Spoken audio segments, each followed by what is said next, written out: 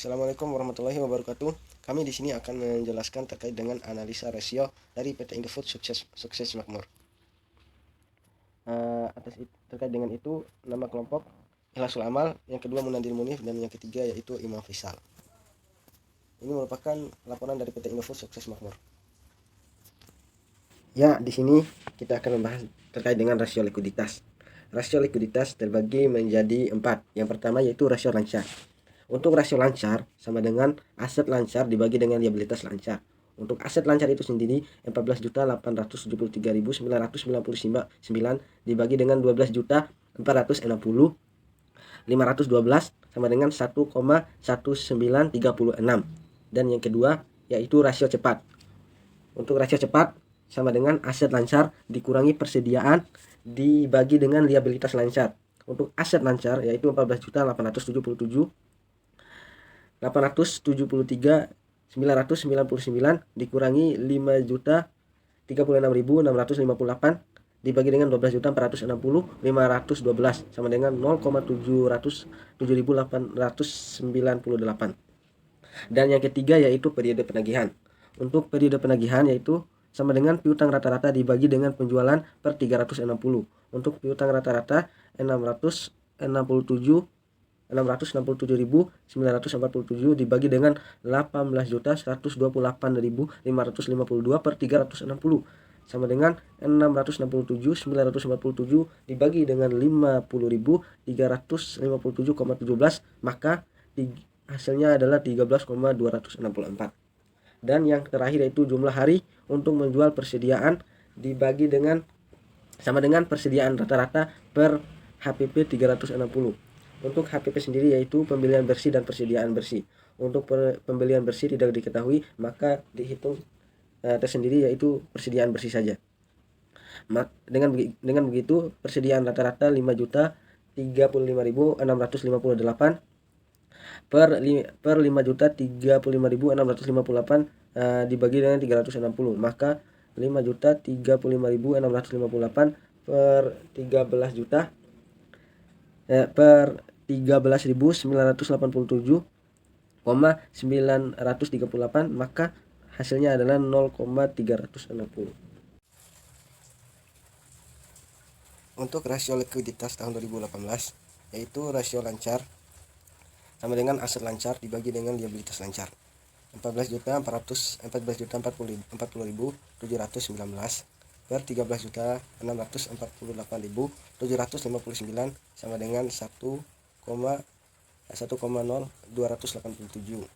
Dan yang kedua rasio cepat yaitu aset lancar dikurangi persediaan dibagi dengan liabilitas lancar. Untuk aset lancar 14.040.719 dikurang 6.137.133 dibagi 13.648.759 sama dengan 0,55790. Yang ketiga yaitu periode penagihan.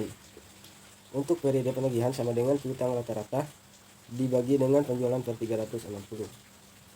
Untuk piutang rata-rata 674.541,75 dibagi dengan 18.077.450 per 360 sama dengan 674.541,75 per 50.215,138 sama dengan 13,4529.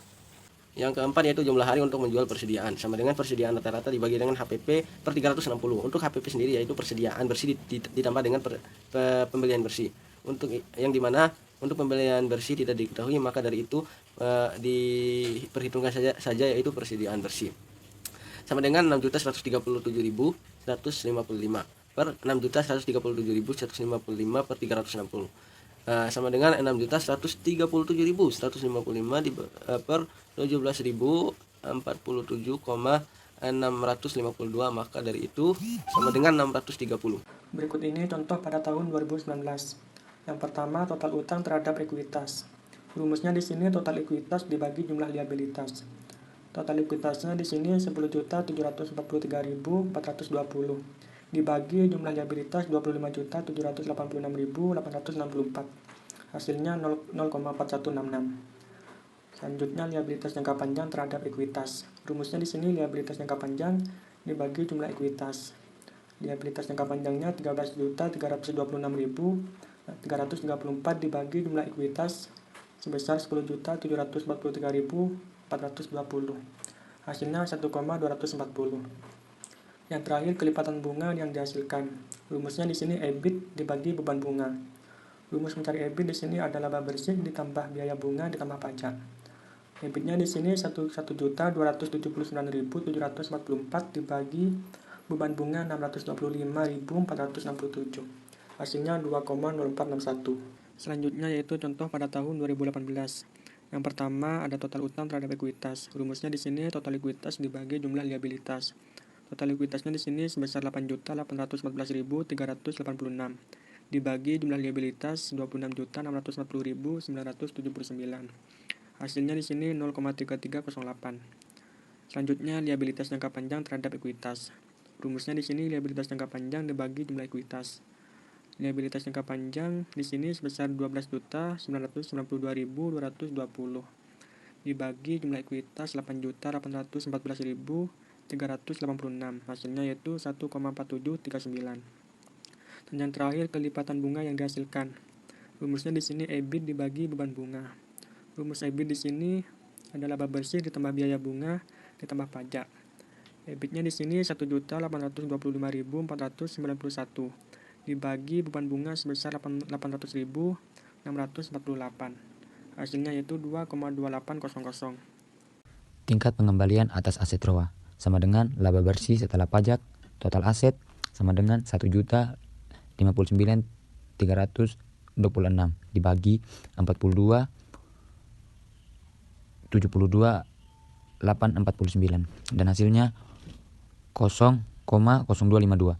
Laba bersih setelah pajak sama dengan penjualan umum dan administrasi ditambah penghasilan bunga dan pajak penghasilan. Tingkat pengembalian atas ekuitas ROE sama dengan laba bersih setelah pajak total ekuitas 1.059.326 dibagi 10.743.420 dan hasilnya sama dengan 0,0986. Pengembalian atas aset ROA sama dengan laba bersih setelah pajak total aset 16.176.921 dibagi 40.324.780 dan hasilnya 0,4011. Laba bersih setelah pajak sama dengan penjualan umum dan administrasi ditambah penghasilan bunga dan pajak penghasilan. Tingkat pengembalian atas ekuitas ROE sama dengan laba bersih setelah pajak total ekuitas sama dengan 16.176.921 dibagi 8.814.316 total dan hasilnya 1,8353. Selanjutnya yaitu contoh pada tahun 2019. Yang pertama, perputaran kas. Rumusnya di sini penjualan dibagi rata-rata kas. Penjualannya di sini 18.122.582 dibagi rata-rata kas sebesar 5.855.466. Hasilnya 3,0949. Lanjutnya perputaran piutang. Rumusnya di sini piutang dibagi rata-rata piutang. Piutangnya sebesar 2.671.788 dibagi rata-rata piutang sebesar 667.947. Hasilnya 4. Selanjutnya perputaran persediaan. Rumusnya di sini penjualan dibagi rata-rata persediaan. Penjualannya di sini 18.122.582 dibagi rata-rata persediaan 5.035.658. Hasilnya yaitu 3,5988. Berikutnya perputaran modal kerja. Rumusnya di sini penjualan dibagi rata-rata penjualan. Penjualannya 18.122.582 dibagi rata-rata penjualan 18.122.582. Hasilnya yaitu 1. Selanjutnya perputaran aset tetap. Rumusnya di sini penjualan dibagi rata-rata aset. Penjualannya di sini sebesar 18.122.582 dibagi 1.912.404,27. Hasilnya yaitu 9,4763. Selanjutnya perputaran total aset.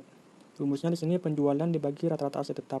Penjualannya di sini 18.122.582 dibagi rata-rata aset tetap sebesar 2.472.626,81. Hasilnya 7,3303. Oke, berikutnya yaitu contoh pada tahun 2018. Yang pertama, perputaran kas. Rumusnya di sini penjualan dibagi rata-rata kas. Penjualannya di sini sebesar 18.077.450 dibagi rata-rata kas sebesar 3.925.023. Hasilnya itu 4,6056. Berikutnya perputaran piutang. Rumusnya di sini piutang dibagi rata-rata piutang. Piutangnya di sini 2.698.169 dibagi 674.542,25. Hasilnya yaitu 4. Selanjutnya perputaran persediaan.